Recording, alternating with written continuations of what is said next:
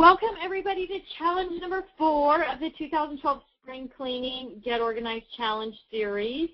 This challenge is going to revolve around your pictures. A plethora of pictures is what it's called, and we are going to hope to get all of those pictures organized or off to a good start on getting them organized after tonight's webinar. So thanks for joining me. For those of you who are just jumping in with the first time,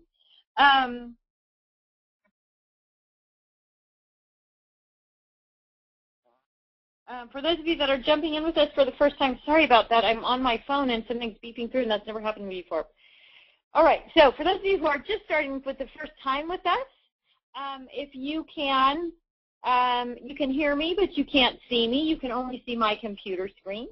If you have, I can talk to you, but you can't talk to me. However, if you do have a question going through the presentation, you do have a question pane on your computer and your navigation screen, and you're welcome to type in a question at any time. I may answer it through the course of the webinar, excuse me, but I will re-answer it at the very end at the Q&A. But please feel free to type it in when you think of it so that you don't forget it. So welcome to challenge number 4, and let's get started right away with this week's winner. This is kind of a fun one because it's the first one where I've had sort of before and after pictures that were both posted. So our winner tonight is Carolyn Goldblatt. I'm not sure if she's on the line with us or not, but Carolyn, if you're here, congratulations. And her post is just about making progress, and she posted 2 pictures of before and after of what's going on in her room since the challenge. And so I was especially delighted to see right over here next to the window in the nice, clean, tidy room is a little reminder to herself that says, this is my organized only space. So way to go. I also just want to bring to everybody's attention that the previous setup of her room, it looks like those Jetmax cubes, if that's what they are, I'm guessing, are against the wall where direct sunlight can come into those, which means you either have to always keep your blinds closed or have something to cover up with. And so with this new configuration, as long as those cubes are solid in the back, the stuff that's in the cubes is out of direct sunlight, so that's going to protect it from any sort of sunlight damage also. So Carolyn, great job. Your room looks great, and thanks for sharing that with us. All right, so let's get going here. Our goal this week is to have a strong system for sorting, storing, and organizing both digital and printed photographs. We also want to understand how to tag those digital photographs so that we can find them quickly and easily. So let's jump right into it with what will you need.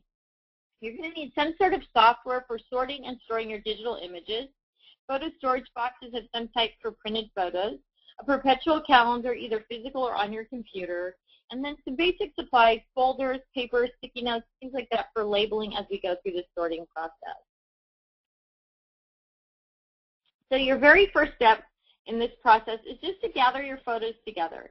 And like the other webinar that we've done, it's really important to kind of get started that you feel like you have everything together and ready to go. Now, I know you're going to stumble across other pictures and find other pictures in different places as you go through, but do the best job you can to bring all of those pictures together, gather all of your digital photos together in one place.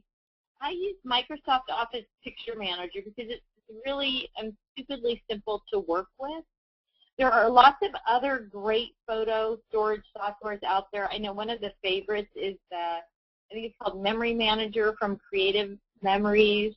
And if you have a Mac, you have iPhoto and Photoshop, and there's Picasa. And I also use Picasa. I use that more for editing than I do for actual storage, though. But the Microsoft Office Picture Manager is something that's included with almost any computer that has Microsoft Office. So you may have it, and your computer may be using it for you, and you don't even know it yet. But it does a good job of dating things when they're downloaded and putting them in chronological order on your computer. It's easy to move files around in there and to relabel and rename things, which is why I like it in particular. But there's a lot of great ones out there.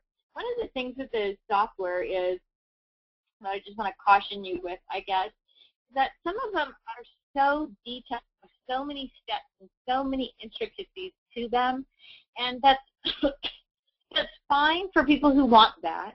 And it's fine for people who can ignore all those things and just use the basic functions that they want to use.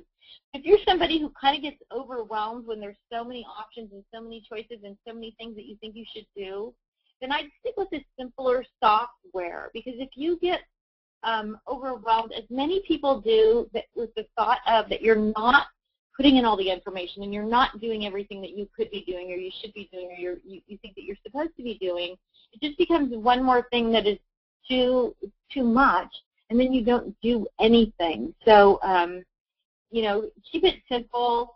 I mean, if you have the time and you're motivated and you love, you know, all the intricacies of the bigger programs, the bigger software programs, then I'm not saying don't use that. I'm just saying if you're somebody who knows that you get overwhelmed and there's so many choices and so many options, if you stick with something simple like Microsoft Office Picture Manage, then it's going to do what you need it to do, and you're not going to feel like you're overwhelmed with it. And again, Picasa is something that I use as well. I mostly use Picasa for editing. It's kind of great for rounding up all your pictures as well. So, and it's free. You can download it online at Picasa.com or Picasa.net. So it's a good tool as well.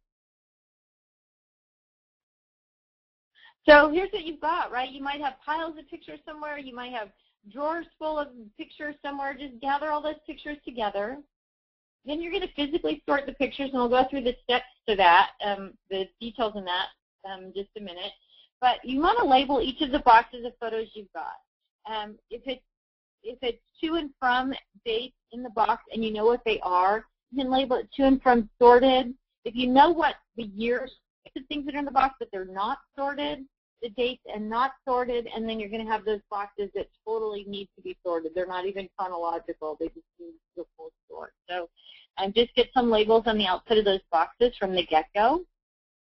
So here's some examples here of photos from May 2001 to July 2004, and they need to be sorted from 2001 to 2002 that have already been sorted.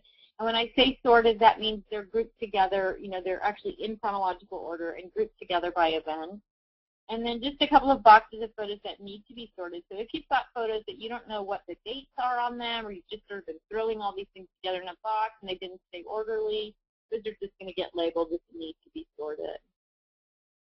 Just this simple step, and I'm going to show you some other photo storage boxes as well, but just this simple step of getting things boxed up and contained into those small bites like we've been talking about, just doing a little bit at a time, one small step at a time, just that part of the process alone will make you feel so much better and make you feel like so much less overwhelmed by the amount of stuff that you've got, because you are able to look at it in just those small packages of items there. Next thing you're going to do is you're going to create some sorting guides. And sorting guides are going to lead you through the process of organizing those pictures. And you can do sorting guides on sheets of paper. You can do sorting guides with sticky notes on boxes. But what's important with your sorting guides is that you want to note dates and major events on the sorting guide, ages, events, trips, etc. And I have some examples I'll show you. Sticky notes work great and can be transferred to the photos once you're done. So if you want to use sticky notes on a box, that's going to work well also. Here are the examples of the sorting guides that I used when I did my major photo sort. And you can see they look like they were on 11 by 14 paper, but this is just a camera angle. This is actually just 8.5 by 11 paper. And so I put the year at the top, and then SB means spring break. So wherever we went on spring break. But SB for me, if anything, any of my photos are tagged with a capital S and a capital B together, no period, no space, no backslash, and that means spring break. So you can see in 2009 it says spring break Moab. And then down at the bottom it says LT 7 and 8 with the number 13 circled, and then Max 5 and 6 with the number 11 circled. And what those are my two boys, London and Max. London was finishing 7th grade and started 8th grade in 2009. Max finishing 5th and starting 6th. London turned 13 in 2009, and Max turned 11 in 2009. Now, that might sound like kind of a goofy thing to write there, right? We all know if my son was born in 1998, that in 2009 he'd be turning 11. But what you want to make it as simple as you can to do things as quickly as you can. So when I see the pictures from London's 13th birthday, I don't have to go, what year was that, and calculate it out.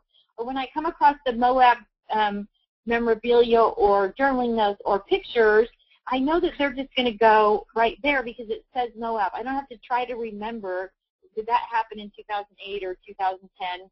I know right there. So giving those notes for major events each year so it makes it simpler to sort things out, it really kind of speeds up the process. And anytime you can make it simpler for yourself with something like these sorting guides, then you're going to help yourself avoid being frustrated or overwhelmed or feel like you're not really getting anything done, because it does make the work go so much faster. It also helps if you have other people sorting photos with you. So photo sorting is one of the times when you can actually have people help you, because it's not subjected to your opinion. It's an objective sort. There's actually a date or actually an event that those things go with, so people can help you. So, and having the sorting guides is going to help other people as well. So if you just put a few of the key things from that year on there. So if you bought a new house or somebody got married or anything like that, that's a big event. If you remember to write it on that year, as things come up that go with that, it's going to be easy to put them in place. Step number 4 is to sort into or onto your sorting guide. So you're going to start with a year, and don't worry about the groups of pictures from particular events unless they're already together. So as I'm sorting, if I come across 1 or 2 pictures from Moab, they're going to go on that 2009. Later I find a couple more pictures, they're just going to go on that 2009. But if I come across a whole stack of pictures from the same event, then they're going to go on there at a crisscross angle. So, and I'll show you that in another picture. And like I said, this is a completely subjective exercise. So you can recruit family members to help, and it'll be really fun, actually. So here's a couple of examples of going through the sorting process. So you can see on the left, I used just a box to sort, and I put the same information that would be on the side on sticky notes on the box. And now as I throw pictures into the box, those are my sorting guides, and then as I sort the pictures by event, I can take that sticky note and stick it to the back of the picture, and I'll be able to see where that series of pictures starts and ends if you're using that kind of box. With the yellow sorting template, you can see better on the one that's on the lower right side how I have the pictures kind of crisscross like I was talking about. So you can see there's random pictures, and then anytime I come across a group of pictures, they go the opposite angle.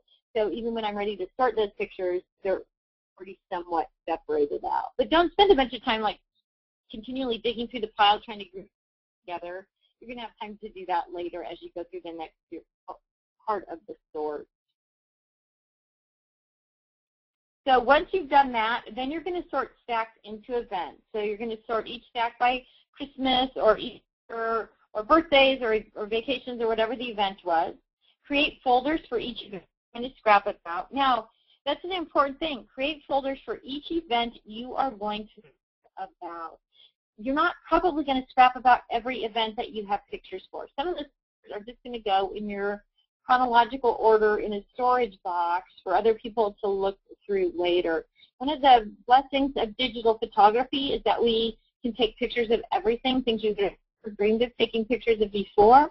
But the curse of that is that then we have so many pictures that we can scrap about. So don't get caught up in that. Maybe even limit yourself or set some goals about how many things you're going to scrap about from a particular year, so that you don't end up with, scrapbooking, having 100 events in a year that you're going to scrapbook about. This is the first day Bobby took his lunch to school in a paper bag instead of in a lunch box, or the first day he took a sack lunch instead of eating at the cafeteria, or things like that are kind of in the moment, but unless you're all caught up on your scrapbooking, they might not ever make it to the top of your things to scrap about pile. So just be conscious of that and know that you don't necessarily have to scrap everything that you have pictures of. So then you want to select the number of pictures you'll use for a 12 by 12 layout, or the number per page of a 12 by 12 layout. And this is really important in helping you avoid becoming overwhelmed. So for me, it's 6 pictures. That's the maximum number of pictures I'm going to put on a 12 by 12 layout. So if I'm doing a double page spread, 2 12 by 12 layouts for a particular theme or event, I get to pick 12 pictures for that.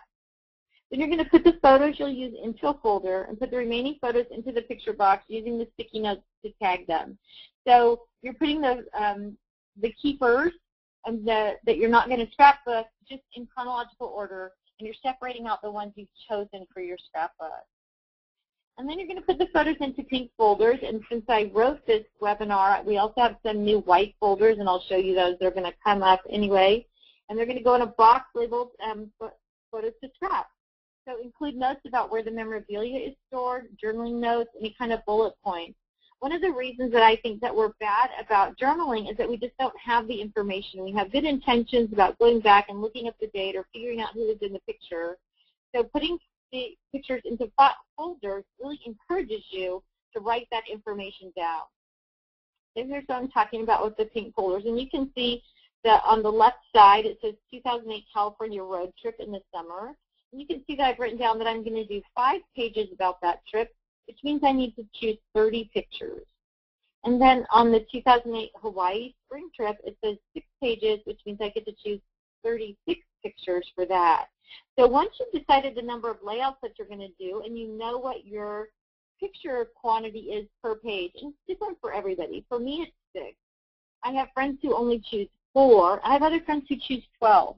So determine what your comfort level is, how many pictures you need or how many pictures you want to work with, and then stick to that. And it's the same as the other goals we talked about. Just write it down and post it on your bulletin board or put it over your workspace.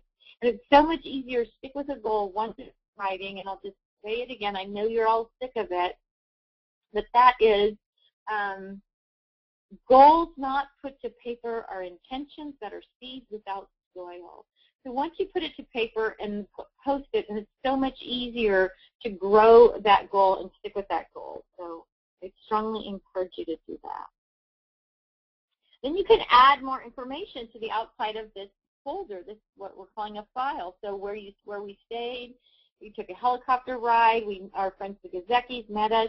When I'm ready to scrap these pictures, I know where the memorabilia is, I know where the journaling notes are, and I know some basic information about the things that we did when we were there.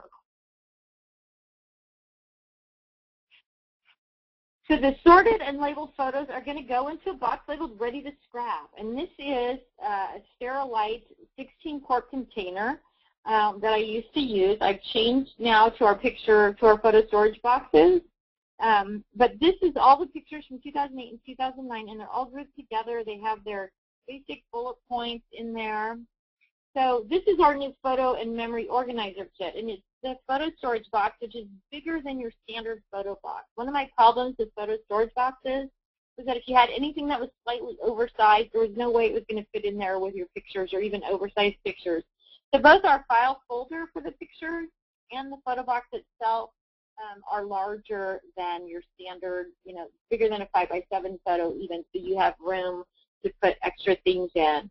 And you can see the photo file folders, they're made out of a 100-pound cardstock, but they give you a place to write the event name and the date and where did you put the memorabilia, and then some journaling notes, and even if you have more pictures, where are they stored, presumably on your computer. But it just sort of motivates you to get that information down so that you can actually use it. So here's what it looks like if you look inside a photo storage box. You can see there's the London's birthday photo file there with all the information on it. And then you can also see when you look back into October, November, December of that year that I've burned up some of my old this is roasted stickers, sort of just making those things more visible. So if you have little birthday stickers or Halloween or stickers or whatever, and you know you're not going to use them, it just makes it kind of more fun to dress up those file folders there. But you can see, like if you look in the Orlando one, you can see that there's like an alligator head right there. That was a big postcard that was shaped like an alligator head that I bought to use in the scrapbook, and I just filed it right in there with the Orlando pictures, so when I was ready to do them, I wasn't going to forget about it. File folders make it really easy to grab and go the sort of photos you want to work with and take them to a crop or class or a friend's house. And so this is our new tool tote that goes in the crop crate apron.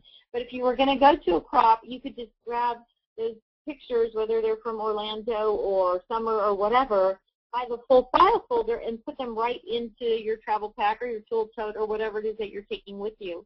One of the things that's really important about putting your pictures in a file folder, I'm just going to go back a couple screens here. So whether you're using one of these file folders or you're using a half a sheet of paper as a file folder, is that when you're ready to scrap, you can go right to that ready to scrap box, open the lid, and grab the packet of pictures that you want right out of there. You don't get distracted by having to go through an entire stack of pictures looking for that particular thing that happened in 2008. Because what happens when you do that is you get distracted and start having a great time looking at those family photos and remembering those kinds of things. And pretty soon all your scrapbooking time has been used up. I mean, it's been enjoyable, but you didn't get anything done. So if they're in that group already, if they're already segmented off into a file folder or into a folded in a half piece of paper, if you decide I'm going to work on London's 8th birthday, you go right to the file folder, pull it out. You don't get distracted by any of the stuff that's around it. Makes it really easy. It's going to direct you to where that memorabilia is or your journaling notes are or anything like that if you need them.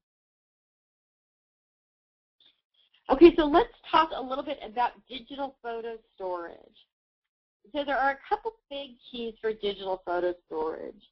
I don't know, I'm going to guess that there's a huge number of you that are guilty, as I have been in the past, of just downloading pictures out of the computer, out of my camera really fast. I just want to get it done. I don't have much time, so I just download it, and whatever folders are open or whatever, that's where it ends up. And then I close down the computer, and then I forget about it. And then I don't even know how to find those pictures, and maybe I even forget that they exist. So I'm going to really encourage you to wait and download, or to slow down when you download, and make sure you put the pictures into the right folder the very first time so that you can at least find them and get to them. So you're going to start with just one folder called My Photos, and then within the My Photos folder, then you're going to have folders for each year, and within each year folder, photos for each event. Now, what's really important is to label things the same every year. And the reason it's important to label things the same, like I've labeled Christmas, Xmas every year, is because when you start to look for pictures, your computer's only going to look for the things you ask it to look for. So if you label all your Christmas pictures Christmas, then you have to type in the whole word Christmas. Or if you label some of your Christmas pictures Xmas and some of your Christmas pictures Christmas and some of your pictures, Steamus, then you have to remember that you used all those tags to find the pictures. So stay consistent with your tags, and we're going to talk more about that when we talk about that perpetual calendar. I'll explain that a little bit more. But what you want to do is just maintain that consistency so when you're actually ready to look for photos, it becomes really simple to find what you're looking for. All right. Digital photo storage. So you're going to choose the number of layouts you do for each event prior to looking at the pictures. So this is the same thing that you would do before you started sorting your pictures into those pink file folders or the white file folders and labeling them. So you know how many photos you're going to choose per layout, and you know how many layouts you're going to do per event before you even start. And then open a second folder. So let's use Disney 2010 as an example. I've downloaded all my pictures from our Disney trip. They're in a folder labeled Disney 2010, and I'm ready to start choosing the pictures I'm going to scrap. So the first thing I'm going to do is I'm going to open a second folder within that Disney folder, and I'm going to label it Just Okay. You can call your Just Okay folder whatever you want, but it's all the pictures that you're not choosing to put in your scrapbook. Now remember, you don't have to stress out about this because all those Just Okay pictures are going to be in that Just Okay file folder. So if for some reason you decided to do only 10 pages of Disney and you only chose 120 pictures because you choose only 10 double-page layouts, and you decide that you want to add 10 more, you can go back to the Just Okay file and look for more pictures. You probably won't just like that, though, if you're actually doing that one. But they're there. They're not going anywhere. But what you are doing is you're able to sort and group the pictures on your computer by layout so that when you're actually ready to print the pictures, they're all ready to go. So you're going to put everything that of the 1,000 pictures you took at Disney, you're going to end up with 880 of them in the Just OK file. Hopefully not quite that many, because as you go through them, the bad ones, the blurry ones, the ones that don't tell a story, you're going to be able to just delete those. Or hopefully you can delete those. And for some of us, it's harder for some than others to delete those pictures. Then you want to tag the pictures that you have left in the folder. And so if you know, it depends. For me, if I'm going to do some layouts from Disney, I'm going to make myself a cheat sheet of what those pages are going to be. So the first page is going to be the title page, right? That's going to be at the very front. And then the next page is going to be called Getting Ready. And the next page is going to be called Going Through the Gate. And then I'm going to have rides, you know, Peter Pan, Magic Mountain, or Splash Mountain, It's a Small World, whatever they are. I'm going to have a single page for each of those. And then, so I'm going to have all of those layouts sort of mapped out before I even start, because I know that I'm going to do 10 layouts. And the only way I would know that is if I had sort of decided what they were going to be about. Then I'm going to be able to group my pictures into those layouts and literally call them Disney 2012 Small World, Disney 2012 Peter Pan Ride, whatever it is. Now, if you're not that OCD about planning things out, it doesn't matter.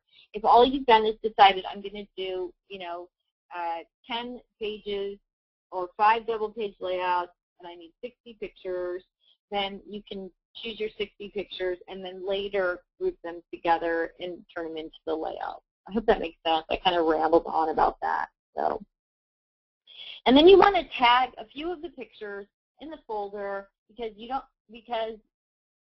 need to tag every picture in the folder with every piece of information that's in the picture. If you tag major information on just a few of the pictures, when you go in and use the search function in your My Pictures folder, let's say I want Disney pictures from 2010, I can just put in Disney 2010, and it's whatever picture that has that tag, it's going to pull that picture up, and it's going to pull, and I'm going to know what folder it's in, so I can see all the pictures from Disney 2010. You do not need to tag every single picture that you're going to work with individually. You can group tag them where you, you know, click on them and you click and drag, so you put all of them in a blue box, and then you hit rename Disney Small World 2010 or whatever you want to do, and then you rename that whole group. But you do not need to tag every picture. If it's in the folder, it's going to still be in the folder, even though you search under just a generic name that might not be on every picture. I hope that makes sense. Try to stay consistent. Try to stay consistent with your dates and information. Again, we talked a little bit about that. So when you're looking for stuff, the computer doesn't have to look. If you want, so let me backtrack. Date consistency. I use the year first, 2-digit month, 2-digit day. So here's an example, 2010, 07, 09. The main subject or event and a person in the picture or people in the picture. If you put in dots, dashes, backslashes, anything like that in the date, then you have to do it consistently. And if you change the way you're doing it, then the computer is going to change the way it orders those pictures. When you use a 4-digit year, 2-digit date, and 2-digit month and 2-digit date, your pictures are always going to stay exactly in chronological order. So, and if you have questions about that, try dating things 2 different ways and see how they come up on the computer, because it bases its judgment on dots, dashes, and backslashes, as well as no spaces at all. So keep your keystrokes to a minimum, right? The easier it is to tag something, the more likely you are to do it, as with everything. And I'll show you that on the perpetual calendar. And don't do all the pictures. It's not necessary. I already rambled on about that. Be realistic. Not every group of photos needs to be sorted and organized. Worry about the things that are most important to you. So, like I said, you may have 1,000 pictures of events from last year, but you're only going to scrap 4 or 5 events. Put the rest in chronological order. Tag them with a sticky note. If you run out of things to scrap about, you can always go back and finish those. But do the things that are most important to you, birthdays or anniversaries or graduations or Christmas or whatever, first, and then it all caught up, then you can go back and do those other things. So here's a couple of different perpetual calendars. So the one on the left side, and for those of you who've never heard the term perpetual calendar and don't know what it is, but also called birthday calendars, you might know it from that terminology. But what it is a calendar with no days of the week, just numbered 1 through 30, 31, whatever month is. And on each line, you write whosever birthday it is. So it doesn't matter. It's good for the rest of your life. That calendar's good because you can use it over and over again to remember people's birthdays or anniversaries or whatever. And so what I like to do, this perpetual calendar on the left side is an Excel spreadsheet. And it just has the clues for what I call, how I label everything. So you can see at the bottom of July, and it says LTS. So my older son's name is London. That's a lot of keystrokes to type out. So I will tag all of his stuff LT. Maxfield is just Max. That's simple. And their name, their initials or their code word is on their date, on their birthdays. My sister, and I put her whole name in so you could see what I was talking about, on April 13th in the pink box, Teresa Banks. Her nickname is Tisa, so all of her stuff is tagged with Tisa because it's short and V. Valentine's Day is always V Day. St. Patrick's Day is always STP. It's spring break. We already know for me is SB. So getting these sort of basic tags down on a calendar and having it posted, you know, next to your desk on the wall or somewhere that you can quickly reference it. Now these perpetual calendars, like the one that's pictured on the right, that one is actually from, I think, Close to My Heart. Yeah, I think Close to My Heart. And they're only about 4 or 5 inches wide and like 12 inches long. So they're really skinny and narrow, easy to hang on the bulletin board, easy to flip through or whatever. The advantage to doing just a simple spreadsheet like I've got is you can see the entire year on one sheet of paper. If you have a lot of people with birthdays and stuff, then you might have to print it on a couple of pieces of paper. Now, one thing I don't do, which other people do, is put the birth year after everybody's name so that you know how old they are in that particular year. I think that makes sense for everybody. Okay, so this week's challenge is to establish your physical and computer filing system. Sort 2 boxes, piles, drawers, however you have them stored, of photos. Add 1 additional box for each family helper you recruit or friend helper you recruit. Now, I know a lot of you have family game night, and this is a great activity to replace family game night for a week or a couple of weeks. You will be, and I would strongly encourage you, if you're going to do this, to get a notepad and have it at the ready. Because the things that you remember from an event, a camping trip or a trip to Disneyland or maybe a graduation or something crazy, the things that you remember as the family historian are going to be very different than what your kids or husbands or grandparents or anybody else remembers. And so as you're going through these pictures and sorting and organizing them, people are going to tell stories about their memory of that event, which will most likely be different or another perspective than what you saw, heard, felt, or whatever at the event. If you have that notebook there, you can jot down their little story, hold it up on that piece of paper, and tuck it right in with the pictures so that when you are ready to scrap, you have those little notes about other people's stories that were with the pictures. So it really makes a fun evening for family members, and whether that's your immediate family or you invite, you know, aunts and uncles or cousins or grandparents or somebody else over, or maybe you do both over a couple of weeks or something. I mean, it really is a fun way to get them sorted and sort of get that extra bit of story. If you're digital, I want you to sort 1 year of digital photos.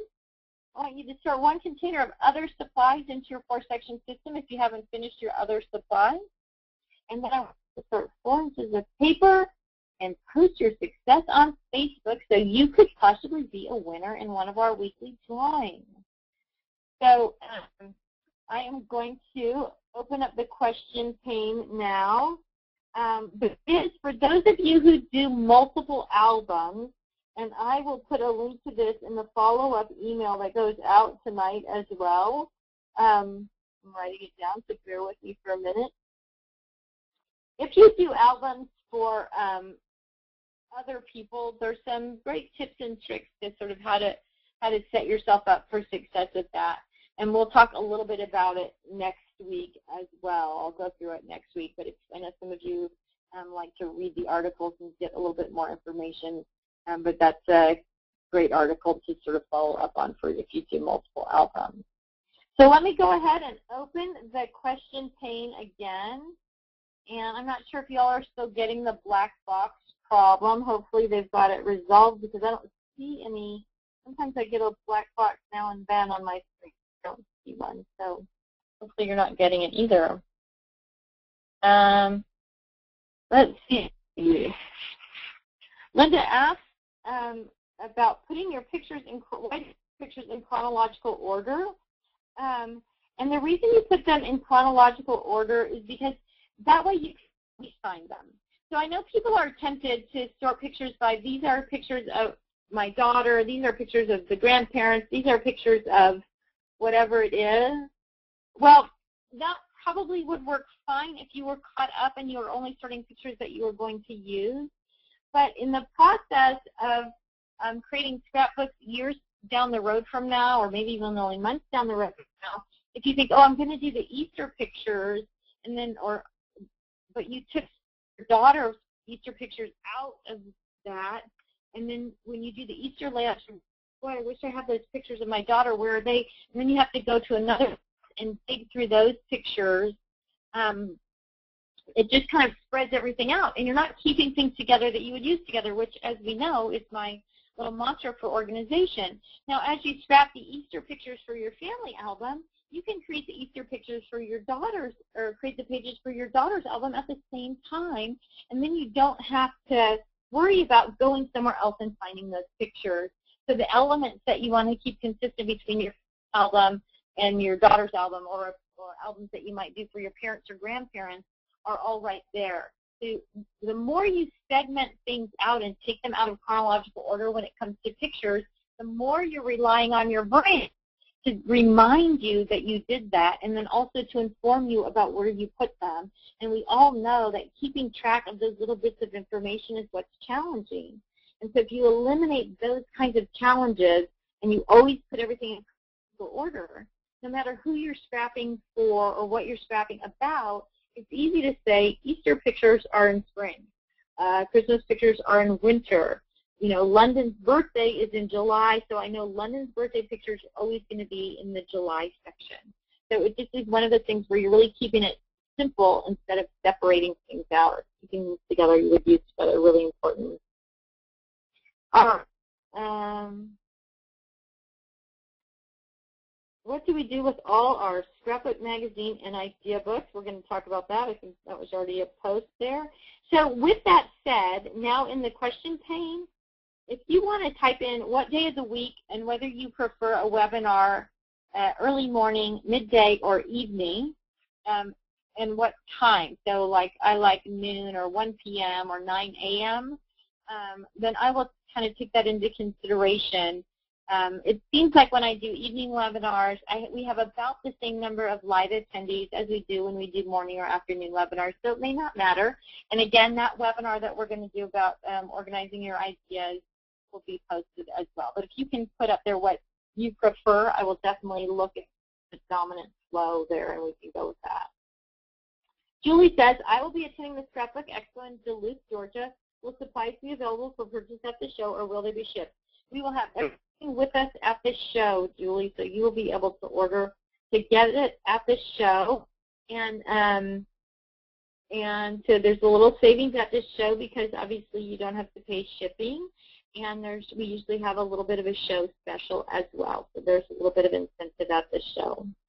Janet says, when sorting pictures out, or when sorting pictures on the paper, what type of size of paper did you say you used? I actually just used 8.5 by 11. It just looked funky because of the camera angle.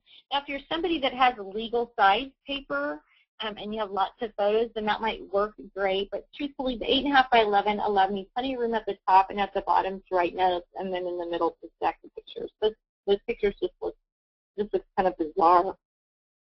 Beverly asked, do you have any suggestions for dealing with sorting inherited photographs that there is very little information about? Will I be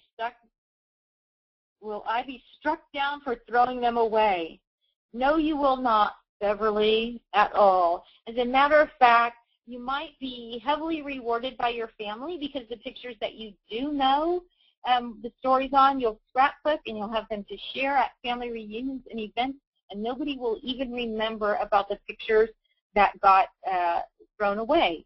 With that said, we had a great suggestion at the last photo organizing webinar that I did, and the gal said, if you take those pictures that you don't know anything about and scan them all and put them up on a family web page, and just send out an email that says, hey, go to this family web page, and if you know, and give each of the pictures a number, go to the web page, and if you know anything about any of these pictures, email me and tell me what you know.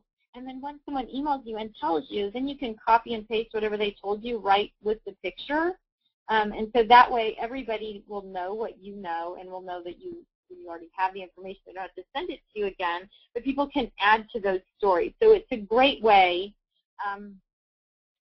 to sort those pictures out and get more information. Now, if you're going to do that, then put those pictures in numerical order that you gave them on your family web page. So just use a small sticky note, 1, 2, 3, 4, 5, up to 100 or however many you've got, and put that sticky note on the back of the picture so that once you do get all the information, you don't have to dig all the way through the pile looking for that same picture to match, that physical picture to match with the information. You can actually just go, okay, this is picture number 57, and you just go to 57 and pull it out and label it. I hope that makes sense. But that's a great way. That was a great suggestion to post them on the internet and let friends and family. The other thing is, especially if they're older pictures of old neighborhood or whatever, when you send them out to your family, if you have, if you're a grown adult and you send them out to your siblings, they probably still know other people that are connected to the old neighborhood that they can forward that link onto as well. You can really get it out to a lot of people and somebody that might have the right answer for you. So I thought it was just a really cool idea. I wish I remember who suggested it. So it was not mine. I thought it was great. Esther says, how do you decide how many and which pictures you will use before you start your pages? The first thing I do is decide how many pages I'm going to do for that event. And let me give you an example. When my son Max was 1.5 years old, we went on a vacation to California. He had a little blonde crew cut and big blue eyes, and he was eating chocolate ice cream on the beach, surrounded by seagulls, and the chocolate ice cream was everywhere. I mean, it was in his hair, in his ears, on his hands, running down the ice cream cone, all over his clothes. Totally adorable. And I probably took 250 pictures with my little digital camera because they're free. No film, no flash, no developing. And so if you don't decide before you even start looking at those pictures, it's going to be hard to say, I could have done 20 layouts of Max eating that ice cream. It was so cute. So, once you say, I'm going to do one 12-page layout and I'm allowing myself 6 pictures, then it becomes easy to prioritize the pictures. So for things like that, you only need 1 page, right? You only need 1 page, really, of Max eating ice cream. And if you're doing something major like Christmas and you decide, okay, I'm going to do 5 double-page layouts for Christmas. I'm going to do getting ready. I'm going to do tree trimming. I'm going to do Christmas Eve. I'm going to do Christmas Day. And I'm going to do putting everything away. So you know your main categories before you start. That makes it easy, right, to choose. So in that case, I chose 5 double-page layouts for Christmas, 5 double-page layouts. If I choose 6 pictures per page, means that I have a total of 10 pages. I'm going to choose 60 pictures. Now, let's say when I'm going through those pictures from Christmas holiday, I realized that I totally forgot about the kids' Christmas program. Well, at that point, I also need to add a single page or a double page for the kids' Christmas program, and you can add that in and then choose, 6 or 12 pictures for that. So you're not completely limited by that. It's just a strong way for you to feel comfortable about sorting and choosing. And it does make it easy to say, if you have 100 pictures of kids opening presents on Christmas morning, if you've decided you're only going to do 1 double-page layout, it does make it easy to choose the 12 best pictures. Or a picture of, you say, okay, I'm just going to do everybody opening their big gift or their favorite gift or holding their favorite gift or whatever. So it makes it a lot easier to choose a reasonable amount. The other thing to keep in mind is, even if you stuck with your 5 Christmas layouts, again, if later down the road you decide, oh, I really want to add more pictures of the Christmas tree from that year, you can always go back to your Just OK file and get more Christmas tree pictures and add those pages. But setting yourself up for success is really important, and success means setting goals and then trying to stick with them as reasonably as you can. How do you determine the number of pages for an event in Hawaii with 6 pages? Is that a page per day? What is your general rule of thumb? There's a couple of rules of thumb. So that's a great one, a page per day. If that's, whether you call a page a double page layout or a single page layout, establishing some sort of personal rule of thumb, I think is a great especially for vacations. I'm going to do a page per day on vacation. I'm going to do a really great maybe title page to introduce the vacation. I'm going to do a really great ending page. So you might add, if you went on vacation for 7 days, you might say I'm going to do 9 because I'm going to do that opening and closing page. But anything like that you can set yourself up for success, it essentially is a great way to do it. So a page per day on vacation is great, or the number of events like we talked about within Christmas. I'm going to do these 5 events within Christmas. I'm going to do 5 events for the summer. Another thing that works really well is for each year or season, or, again, however you are. For me, it's a year. I do the year in review pages where I do either 1 double page layout or 2 double page layouts at the end of each year, where I feature snapshots from each month of things that aren't really scrappable. Maybe we went to the pool for the day. One of the public pools here has like water slides and stuff, so that might get thrown in the July pages. And maybe the kids went to some other kid's birthday party in August, and so that might be part of the little August snapshots or whatever.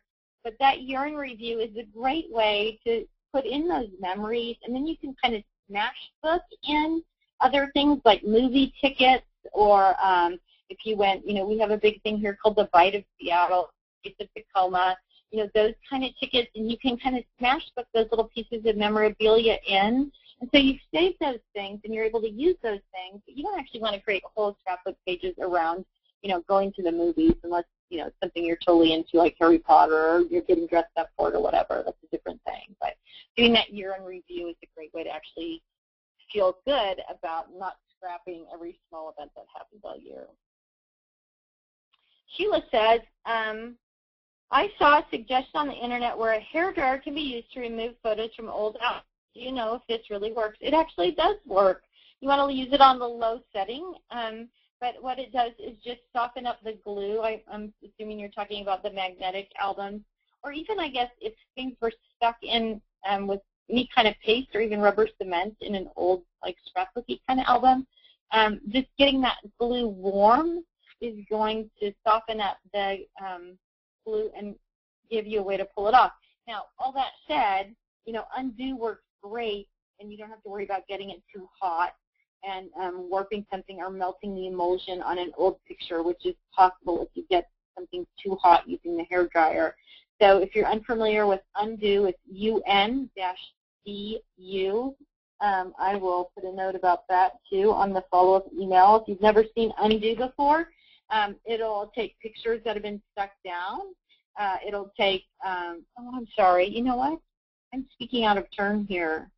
I haven't actually used undo on pictures. I use it for stickers. So I'm just going to back that up. I don't know if anybody here has used undo to take old glue off the back of pictures. So forget that I even said that. Undo is for taking stickers and other things with adhesive off your, not just stickers, but anything that's on a layout with adhesive. You can use undo, and it will take the adhesive off the paper.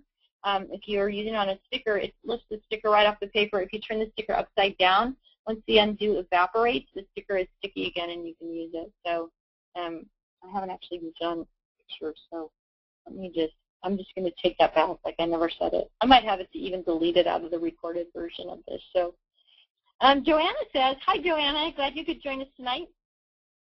Oh, she says the audio is really bad tonight. It's getting loud and very soft and hard to understand. Ooh, I'm sorry about that. I hope others are not having that same trouble. Lori Ann says, do you recommend a memory system to add to your computer? I use my laptop not to use up so much memory. How about this? You know, I use a hard drive. If you don't want to store all the pictures on your computer, use up all the memory, you know, you can get, I bought a 2 terabyte hard drive, which the people at the computer store told me I would probably never fill up. They obviously don't know anything about scrapbookers, I guess. But it was only like $60 for 2 terabytes. That's huge. So that's an option. And then remote storage is always an option also. So something like SmugMug or I think Snapfish. I don't know exactly how those work, but you can actually store your pictures not on your computer and access them and pull them into your computer when you want to work with them. So I'm not totally familiar with those products, but I have had other people tell me that that's what they use to keep their their pictures off their hard drive. But if you just have a hard drive that you plug into your laptop when you want to use it, you can download your pictures right onto that hard drive and disconnect it when you're not using it or you don't want to take it with you. Or if traveling with your laptop and you download all your travel pictures onto your laptop, you can easily drag and drop them onto the the separate hard drive when you get home so that they're not taking up space on your computer as well. So that would be my suggestion. Let's see. Patricia says, still getting the black box. Sorry about the black box. Hopefully that's fixed soon. Rebecca says, what if I do mostly card making and use very little pictures? Then you just need to keep the pictures that you do have organized from the get-go, and you won't have to work spending hours sorting them. That would be nice to have that, have them not be drowning in pictures. Holly says, I have such a problem throwing away pictures, but if I have the digital copy and end up not scrapping some, should I just throw them away or should I sort them and store them? Holly, I would say anything that you can purge, go ahead and purge. If you have your scrapbook page perfect pictures, you're ready to scrap pictures sorted, unless for some reason you believe that you're going to get completely caught up on all those ready to scrap pictures, and you're going to have tons of free time and not know what to do with it, and then you want to go back and scrap those other ones, then I would just throw them away if you can. Usually, I throw all of mine away that I'm not going to scrap. But there are a lot of people who it gives you like a stomachache or hives or to throw those pictures away. And so if it bothers you, if you can't throw them away, put them in a box, put them in chronological order, and store them away somewhere out of sight, out of mind. Really important to get them out of your sight, because if you're somebody who can't throw the pictures away, then you probably are somebody who, if you see them all the time, you're going to be drawn back into that box to look and reassure yourself that you actually chose the best pictures for your ready to stock. And so I've found that when you can take those things and put them out of your field of vision, whether that means storing them in a closet in another room or in an attic or a basement or wherever storage you've got, if you can get them out of sight, then you're far less likely to get sucked back into looking at them. But if you can throw pictures away, then go ahead. Now, I will tell you that what I did when I did my big sort, and you saw those yellow things, I had a lot of pictures. So I did the big sort. I took the ready-to-scrap pictures and filed those so they were all ready to go. And then I had all my other pictures in I think 3 other boxes in chronological order, and I just used sticky notes to divide up years and main events. And then I took them around when I went to visit my mother-in-law, and I went and saw my sister, and I went and saw my mom, and I dropped them off with them for a few days, or until the next time I came back, depending on whose house it was. And I said to them, go through there, pick out whatever you want. Please just leave them in chronological order. And then to my mother-in-law, my mother, my sister, anybody who was interested got to go through those pictures and choose what they wanted. And so that, drained the box down. I think I went from 3 boxes to 2 boxes. But I felt really good about the fact that now everybody had the pictures of the kids in chronological order that I had at some point promised I would scrap for them and never did. And so I felt even better about getting rid of those pictures. So stuff like that will help with that throwaway issue as well. Jeannie says, could I see the example of the picture file folder again? I think that's a great idea. Absolutely. I will scroll back through here, and we'll stop at that picture photo file. So there they are in use. There's the one in front of the box. This is probably a little bit better illustration, I guess, up there. So as far as when, evening, noon. Holly says, do you use the perpetual calendar for scrapping events or just birthdays? I use it for scrapping events, anything that's going to happen every year. So 4th of July is on there. I think it's, I don't, let's see how I tagged that for if it's on this one for 4th of July. So anything that you're going to scrap about every year. So birthdays, anniversaries, holidays, anything. Oh, I'm going the wrong way to find it. Holidays, anything like that, you can put on that perpetual calendar. So so that every year you're coding things the same way. So let's see. Oh, yeah, 4J. There it is. So anything that's 4th of July. So Thanksgiving is TG. You know, so birthdays are in pink on this little sample one. Holidays are in yellow. But I tag them the same every time. All right, let's see. Evenings, 6 p.m., evening. 1 or 2 in the afternoon. So there's just a whole bunch of things here of different times. Seems like evening, obviously we're the evening group, so that's probably why we're a little bit biased for the evening, it looks like here. On digital pictures, you can go to the properties of the photo and see what date you took the photo, and that will help you organizing the photos by date. So that's true. Anybody who is kind of struggling to remember when those pictures were taken, digital pictures, you right-click on the pictures and click on properties. It'll tell you when the picture was taken. I guess some of it depends on your camera and some of it depends on your computer. So some computers are going to note the date it was downloaded onto the computer, and some computers or some programs are going to note the date that you took the picture, which it only knows if the date on your camera is correct. So just a couple of side notes there. Misty says any night except Thursday. Webinar in the evening. So this is the evening group. That was probably. Karen says, thank you, Tiffany, for all your great tips. I prefer evening webinars. Evening. So these, I'm just scrolling through here for the evening stuff. Here we go. From Mandy, I will be attending GASC in Arlington, Texas, and planning to attend your class. Well, thank you, Mandy. Please introduce yourself. If you all are going to a show where I'm going to be, you know, please come by the booth and take a picture with me so I can post it on our Get Organized Challenge Facebook page, or so that you can post it on the Facebook page, or so one of us can post on the Facebook page. It's really nice for me to put a person with the names that I see pop up all over the place, and really fun to go to a show and meet people who are part of the webinar or part of the challenge group face-to-face. So if you're at a show that we are at, I would love to meet you personally. Beverly asked about getting struck down, or she threw away pictures, and I said, you will not get struck down.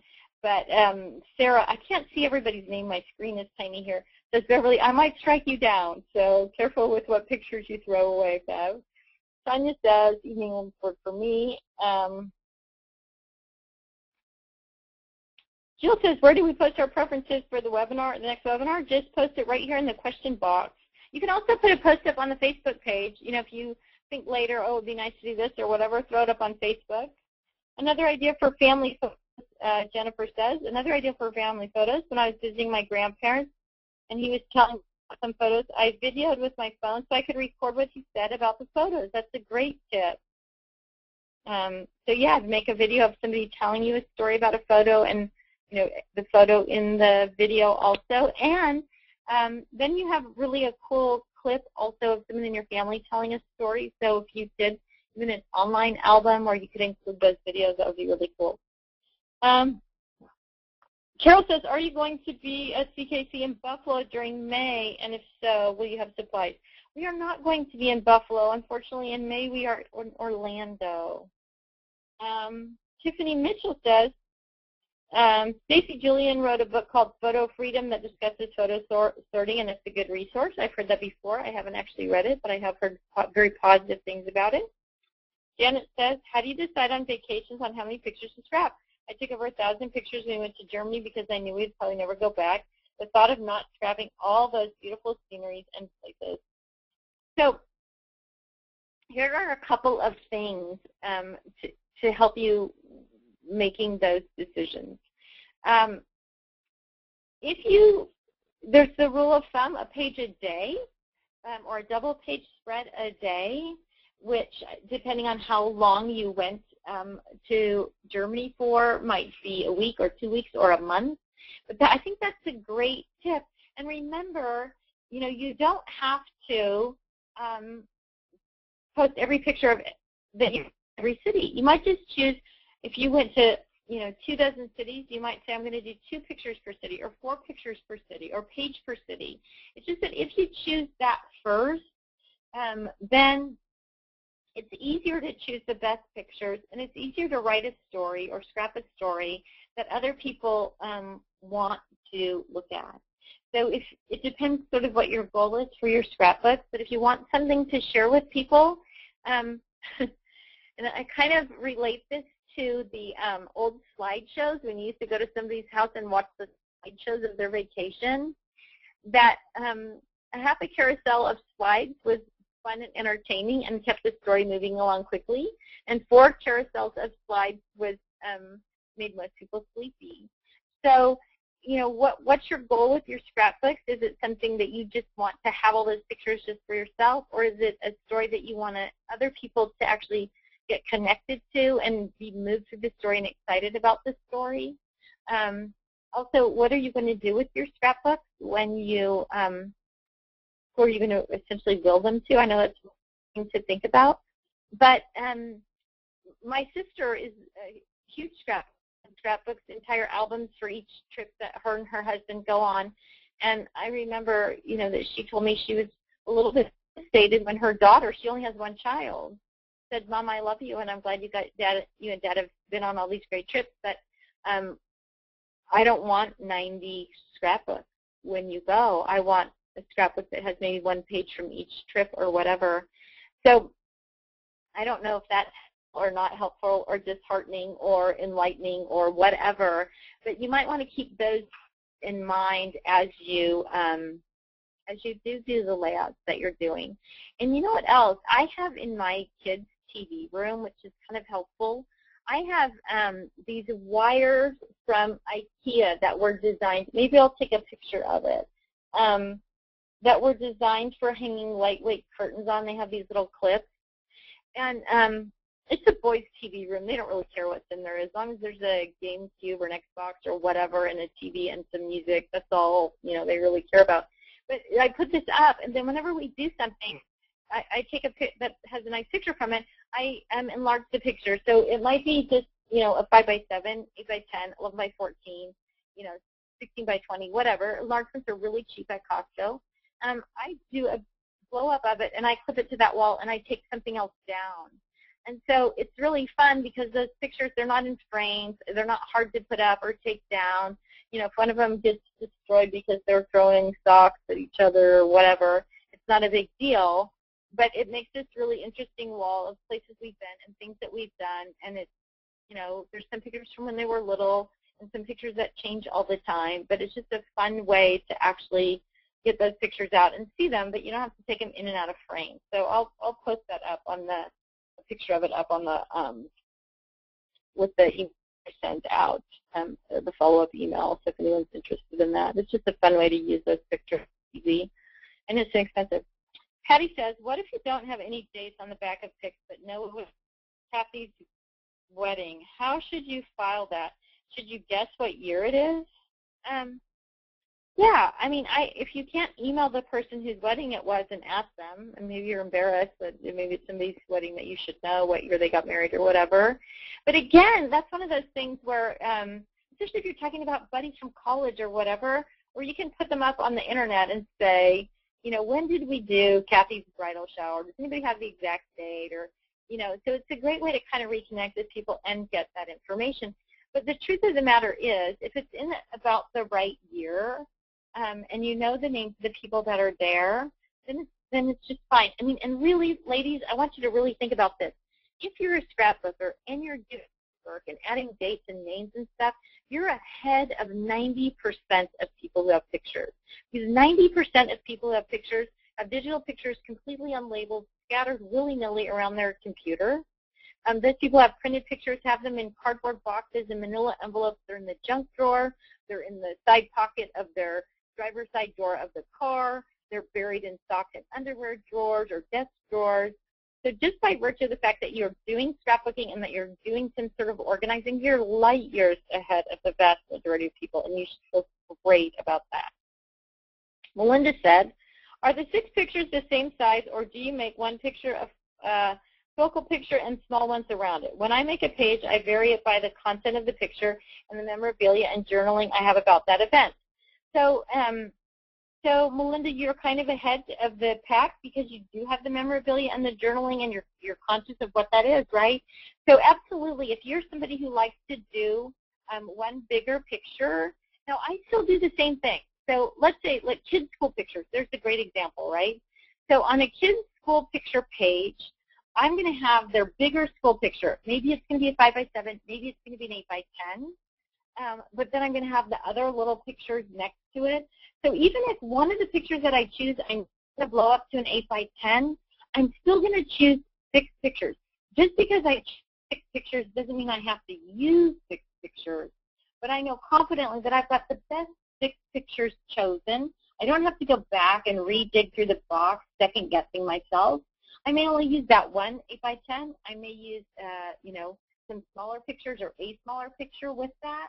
But I have the option of those 6 pictures. So absolutely, in general, I'm a 4x6 gal. But if I know that there's one picture, if it's a family reunion and you have a big, picture of family, of the whole family together or whatever, I would still choose 6 pictures, even though I know one page is going to be just that. Because you don't know, maybe you're going to cut little tiny square faces out and do a border or something like that, and then you have those pictures available. Just because you chose them doesn't mean you have to use them. Nancy says dental floss works for removing photos from sticky back albums. Great suggestion. Nancy, anybody who's done that, or Nancy, obviously sounds like you have. I know there's waxed floss and not waxed floss. I don't know if one works better than the other, but if you do, we'd love to hear of that. Kathy says, I have used Undo for pictures in old albums and it works great. Okay, good. So I'm not such a unknowledgeable. Colleen says, I use Undo on all the time on pictures and it works great. You can also clean your pictures with the liquid and a glass cleaning cloth. Good to know. Sarah says, it does work fine to take them out of the old magnetic albums, dissolves the adhesive, and doesn't do anything to the pictures. So, and lots of comments. Dawn says local audio isn't good either. More comments about Undo. Yeah, I'm sorry the audio isn't that great, you guys. Hopefully it's going to be better on the recording. Jenny says, for the person who was asking off the laptop storage for photos, try Dropbox. The first 2 gigabytes is free. That can be expanded relatively cheaply. I pay $9.99 a month for 50 gig. It's stored in the cloud, and you can share with others. So great suggestion, Jenny. I use Dropbox for work stuff. That's how we communicate with our designers for like our packaging design and stuff, and our advertising designers. And so I hadn't thought about that. Dropbox is a great option. Susan said, how do you print your photos if you don't use Snapfish or some other type of service? Do you have a photo printer? Just thinking of the cost of throwing pics away instead of going through pics before printing. I actually have mine printed at Costco, and I send them over to Costco. Like, they're sorted in their folders on my computer. And so if it's Disney, I've got inside my Disney folder, I've got my 60 or 120 pictures for Disney. And when I'm ready to scrap Disney, I just email, I just go to Costco and upload them to Costco and then have them printed at Costco, and then I stop by and put them up. Most people are saying evenings.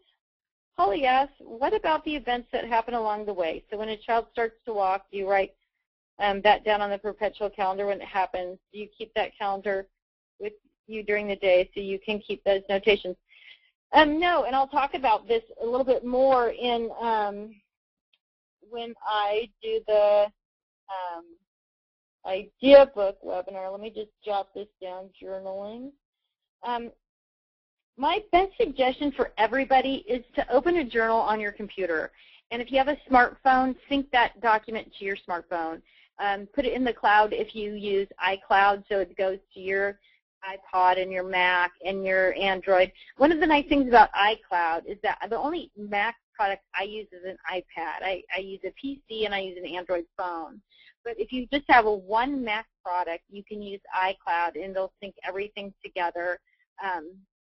So every time I post something in the cloud, the iCloud, it goes to my iPad and my phone and my computer. So when you're using something like, and it can be as simple as a Word document, and if your phone handles Word, then you can just go in and write that note, the date, Jenny started walking today, and then because it's in a Word document, when you want to find it again, so you can't remember the date, say it's 5 years later and you're finally scrapbooking those pictures of the first day of walking, you just open your journal and then you just go to the search box and type in those keywords, Jenny first steps or Jenny walking or whatever, and it'll look through that whole document and find those exact words, and then you'll be able to go right to it. So now if you're syncing that document with your phone, if you're out and something happens, say you snap a picture of something, you can go right to your journal on your phone, put it on the phone journal, date, time, place, whatever, why you took the picture, and then it's going to sync to your laptop when you get home. So all the information is going to be together. And again, you can just use that search box to find what you're looking for. So I hope that makes sense. Sonia says, when will you be coming back to California? We're not doing any California shows this year. So it'll be in 2013. We will probably do the Anaheim show, which is the first show of the year, and it's in February usually. It used to be called the Orange County show. It used to be at the Orange County Fairgrounds, and now I believe it's at the Anaheim Convention Center. And then we'll probably do Pleasanton next year as well. Are you teaching classes in New Hampshire? I am teaching classes in New Hampshire, and they sold out the first day, I think, that CK posted them. They actually contacted me and asked if I would add more classes, but they already have me booked for 4 classes, and that means I'm out of the booth the bulk of the day, and so I wasn't able to do any more classes in Anaheim or Manchester. So I'm sorry about that. I do try to teach everywhere we go. But please come by the booth and introduce yourself anyway. I love to meet people, put a face with the name. Janet says, going back to embellishments, I found it impossible to store them in the new Sweet 16 pages without having the tiny Ziploc bags to put them in first, especially with the brads. Just a tip for anyone. Yeah, absolutely. Sorry, we maybe need to be more clear about that on the website. If you're putting anything like brads or eyelets or whatever into that Sweet 16 page, you really need to put them in the Ziploc bags. I'll go on the website and see if I can't make that point on there. It might not be on there at all, actually, but it's an important factor, and thank you for bringing it up. Holly says, what do you do for your title page? I have a family album each year. My title pages are mostly blank. I never know what to scrap on that title page, first page of an album. I spend big money on the title page. I buy expensive things for the title page that I would never spend money on normally. So things like from Paper Wizard, I don't know if you all know who Paper Wizard is, but they make the most gorgeous layered textured die cuts ever. And so that's what I do on my title pages. I use probably and I guess it kind of depends. I'm sorry. Some years there's not anything that exciting to go on the title page maybe, but you know, I have a tendency to start a title page even with kind of a certain sort of feeling and sort of carry that through the basic pages, and I'm not doing special or holiday events or whatever, but it just sort of depends. And you know, one of the things that's great on a title page is to just get everybody, for a year like you're saying, is to get everybody in your family to write, you know, what they hope for the year will bring or what they're looking forward to in the year. And even if you just put little envelopes on the page and then have each person write their own note, and put it inside the envelope. It's just kind of a fun thing, looking back, seeing it every year on New Year's Eve or New Year's Day, and that makes kind of a fun title page. And I guess really for me, my big title pages are for big events. So if I went on a big vacation or Disney or something like that, then I would, that would be where I would spend my big embellishment money. And it usually goes to Paper Wizard. If you're not familiar with them, they make gorgeous, gorgeous things. Patricia says, see you in Manchester. I will come by your booth and say hi. I love to, like I said, love to meet everybody in person that I can. Lori Ann says, a great idea to use photos you don't have the heart to get rid of, an 8x8 or 6x6 album of the ABCs, single photo per page. A is for alligator, B is for LA, C is for circus. So yeah, and you can make gifts for people. It's another good way to use up those photos. So that you don't feel like you're throwing them away. So if you're somebody who has a hard time throwing them away, there's a lot of creative ways to use them. Tammy says, when I have too many to choose from, I do a mini album for that event. One of the neatest things I've ever seen is I went to a girlfriend's house who was a scrapbooker, and she had this giant basket in the middle of her coffee table in the living room, and it was full of mini albums. And they were all kinds of really cool mini albums and all kinds of different colors and different styles that you could just, while you're sitting there having coffee, you just take one out, and one might have been a baby book, and one might have been from a vacation or a little, Disney trip, or, a day. I think she had one that was called A Day in the Life, and it was just like the basic things that happen throughout the day that aren't really scrapbookable, but it made this darling mini album. But it turned into this, conversation piece in the center of her coffee table, and every time I was there, I would just pick a different one out and sort of go through it. It was really, really cool way to do those things. Jenny says, for Tiffany Mitchell, I think she's the one asking about the photos from Germany, you can take some of the scenery photos, blow them up, and use them for background paper for your vacation layouts. It's a great idea. Mandy says, if I don't want to throw away pictures, I scrap the story, then put the extras in a regular photo album with a title that says who, where, and when. Also a great idea. So yeah, if you want have extras that are scrapbook page perfect, you could just throw them into that photo album.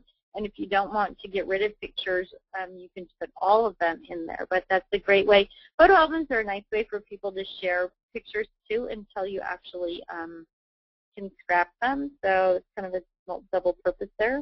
Susan says, would love to see some of your page layouts you mentioned. I don't have a 12 by 12 scanner. I'll have to see what I can. I'll put it on my list here of things. Colleen says, I have used dental floss with mixed results. Some come out fine and others didn't. Where can you find Undo? I usually buy it, I think at Michael's and Joanne, and like any scrapbook store have it. You can also get it online as long as you're spelling it correctly, UN-DU. They have it usually, some vendors has it always at a scrapbook show too. So, and maybe your local scrapbook store might have it as well. It's pretty common. I prefer afternoons. During the previous session, this is from Jill. During the previous session, I watched the webinar about photos, and it has changed the way I think about scrapbooking. I now look at my albums in a different light, like your slideshow example. I have lots of more pictures that I love, but are not scrap-worthy. I plan to put those pics in a photo album in chronological order. I keep the photo album beside my scrapbook album using the same 3-ring binder system so they match. Thanks for the huge time saver. You're so welcome. Connie says, Connie Cross, good to see your name pop up. I use Google to sync things with my phone and computer. It works great with photo and documents, etc. Yeah, Google's another one, Google Docs. And so if you're not using any product either, then Google's one that lots of people use. So it's a great way to link those things together. Cindy or Cynthia, I can only see the first 3 letters of your name. It says, any shows in New Jersey or Pennsylvania? Next question is from Nancy. Will you be at the Lancaster, Pennsylvania show? Yes, we will. So the Lancaster, Pennsylvania show used to be the old Valley Forge show. Great show, lots of great gals, wonderful classes there. And we will be there this year. It's the last weekend of July. So, yes, we will definitely be there. I may even drag my children to that show and take them into Amish country and sort of see that. They went to Valley Forge with me once, and we did sort of Gettysburg and those kinds of historical places, but we didn't get into the Amish country. So, yes, we will be in Lancaster at the end of July. Lisa says, I have a 3-ring binder with a notebook page for each day of the year, like a perpetual calendar. When something happens that I want to remember, a driver's permit for a step, I turn the page for that date, such as April 10th, but the year in the margin, and make a note as to what happened. Each time I open it, I can use what has happened on that date in the years past. Oh, that's a great idea. So, so just a notebook that's got the day at the top, and then you can do notes for, you know, how many ever lines there are on your notebook paper for that many years. So that's a great way to do it as well. Anna says, are you going to be in Lancaster? Yes, I already answered that. Hi from Pisgah, Iowa. Is there going to be any shows near Omaha, Nebraska, or Des Moines? I think there's a show in, I think there might be a show in Des Moines.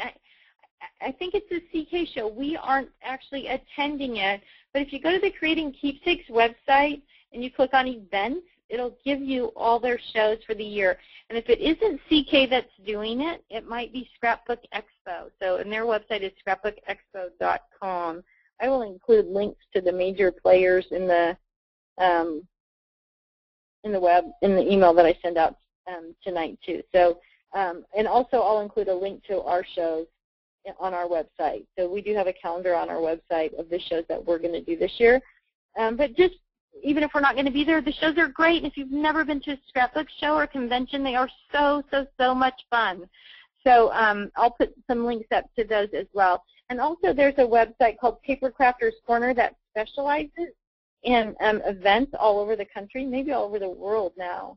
And that is by a friend of mine named Susan Mintmeyer. She's a great gal. And I will put a link up to Paper Crafters Corner also. So you can go to Paper Crafters Corner and find everything from major events to local crops and classes on there. It's a really cool site. And if you're somebody, even if you're a Creative Memories consultant or a Stampin' Up! Consultant, or you're a store owner and you're listening in tonight, you can go onto the Paper Crafters Corner and post your own event. So if you're somebody that's teaching a class as a Creative Memories consultant, you can post it on there, and you might find new clients or be able to recruit new people into this wonderful hobby just by putting up a free post on Paper Crafters Corner. So I'll put a link to that as well. It looks like we are at the end of the Q&A session for today, everybody. So I'm going to quickly just go right back here to our screen of what your goals are for this week to get that physical and computer filing systems going. Sort 2 boxes, piles, drawers of photos. Add 1 additional if you have a family sorting knife. Sort 1 year of digital photos. Sort 1 container of other supplies. Sort your 4 inches of paper and post on Facebook, so you might get to win a prize.